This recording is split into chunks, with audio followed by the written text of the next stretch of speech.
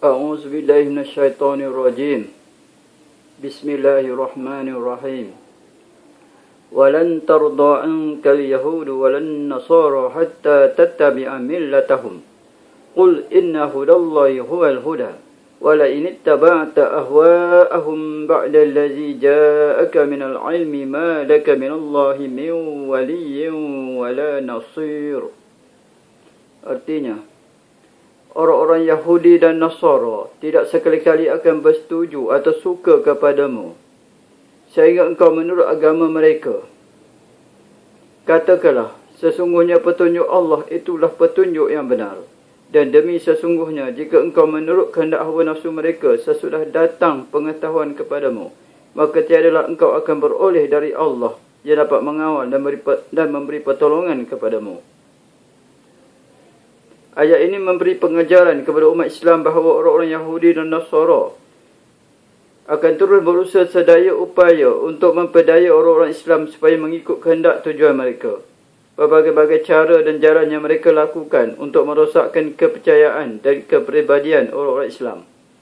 Dan kadang banyak yang tidak menyadari hakikat ini, maka bukan sedikit dari kalangan umat Islam yang terikut-ikut kepada adat dan cara-cara hidup mereka semata-mata dengan alasan menurut peredaran zaman, sekalipun yang diikuti itu bersalahan dengan ajaran Islam dan bertentangan dengan nilai-nilai akhlak dan budi pekerti yang tinggi dan mulia. Hakikat ini wajib disedari, yang mana yang telah terlanjur wajib kembali ke jalan yang benar.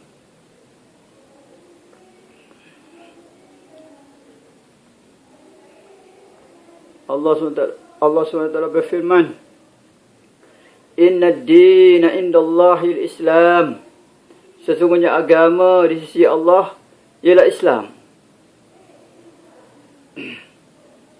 Wa man yabtaghi ghayra al-Islam dinan fala yuqbala min wa huwa fil akhirati laminal khasirin. Dan siapa mencari agama selain daripada Islam, maka tidak akan diterima daripadanya, dan dia di akhirat adalah daripada orang-orang yang rugi. Jadi jelaslah kepada kita daripada ayat-ayat yang telah dibaca tadi, bahawa orang-orang Yahudi dan Nasara selama-lamanya tidak akan redha dengan umat Islam, sehingga umat Islam ini mengikut milah mereka, iaitu mengikut agama. Kalau tidak pun mengikut agama mereka, mengikut cara hidup yang mereka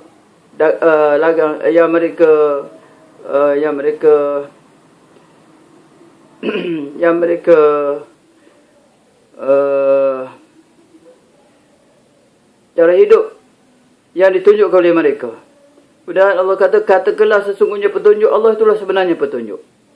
Dan demi jika kamu ikut hawa nafsu mereka selepas datang kepadamu ilmu, yakni setelah datang kepadamu ilmu, yakni wahyu daripada Allah,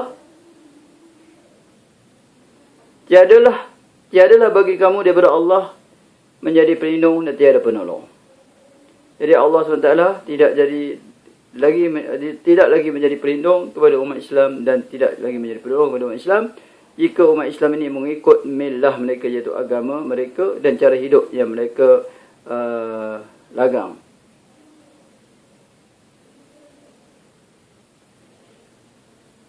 Jadi Allah SWT telah memberitahu kepada kita agama di sisi Allah hanya Islam. Agama yang diredai oleh Allah SWT, agama di sisi Allah hanya Islam. Dan Allah SWT sekali-kali dan selama-lamanya tidak menerima agama selain daripada Islam. Dan agama selain daripada Islam itu, sesiapa yang mencari agama selain daripada Islam, maka tidak akan diterima daripadanya, dan dia di akhirat adalah termasuk orang-orang yang rugi. Islam adalah agama yang syumul, yang lengkap, yang sempurna. Allah SWT semua masukkan Islam secara keseluruhan. Ya ayyuhallazina amanu udkhulu fis-silmi kaffah. Wahai orang-orang yang beriman, masuklah kamu ke dalam Islam secara keseluruhan. Islam yang mencakup hablum minallah, itu perhubungan kita dengan Allah Subhanahu Wa Taala, dan hablum minan nas, iaitu perhubungan kita sesama manusia. Apabila kita melaksanakan hablum minallah dan hablum minan nas ini, barulah kita tidak akan ditimpa kehinaan. Kalau kita tidak melaksanakan salah satunya, kehinaan itu tak akan menimpa kita. Kalau kita buat a'udzu minallah saja, meninggalkan a'udzu minannas pun, kita akan ditimpa kehinaan. Kalau kita buat a'udzu minannas saja pun dengan meninggalkan a'udzu minallah, kita akan ditimpa kehinaan. Ini diberitahu oleh Allah SWT dalam Al-Quran.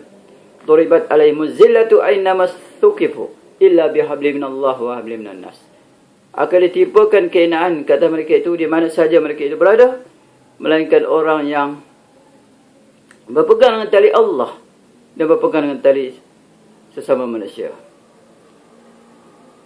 Berpegang dengan tali Allah maksudnya kita menghubungkan diri kita dengan Allah SWT, dan berpegang dengan tali manusia itu kita menghubungkan diri kita dengan sesama manusia.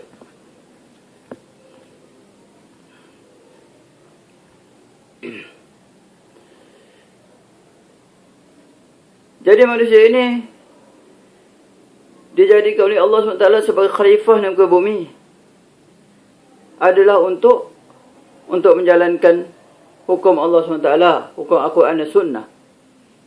Untuk menjalankan perintah-perintah Allah SWT dan hukum-hukum Allah SWT, iaitu hukum Al-Quran dan Sunnah dalam kehidupan mereka sehari-hari. Kerana itulah Allah SWT telah sempurnakan agama Islam ni. Agama yang sempurna, yang lengkap, yang mencakupi seluruh bidang kehidupan. Dalam bidang yang ibadatnya, muamalatnya, munakahatnya, jenayahnya, semuanya adalah Islam.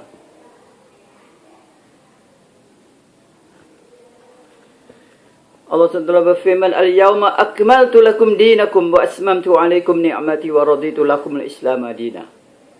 Pada hari ini, iaitu hari turunnya ayat ini, aku telah sempurnakan agama kamu untuk kamu.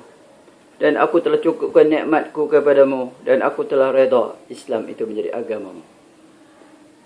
Setelah Islam itu cukup sempurna diturunkan oleh Allah SWT, barulah Allah SWT panggil Nabi kita Muhammad SAW untuk menghadapnya. Apabila Nabi telah wafat, Islam dah sempurna, dah lengkap.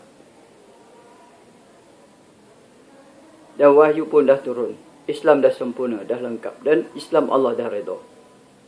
Tidak ada tokok tambah lagi. Tidak ada tokok tambah lagi dalam ajaran Islam. Dan Nabi telah menyampaikan semua yang datang daripada Allah SWT.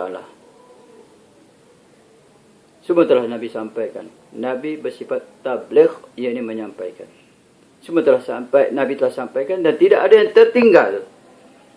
Dan apa yang datang daripada Nabi SAW, itulah yang kita amal. Apa yang diajar oleh Nabi SAW, kemudian diikuti oleh para sahabat radhiyallahu anhum, itulah sebenarnya yang kita amalkan dan perjuangkan. Tidak lain lagi daripada itu. Cara hidup yang lain daripada itu tidak diridai oleh Allah SWT.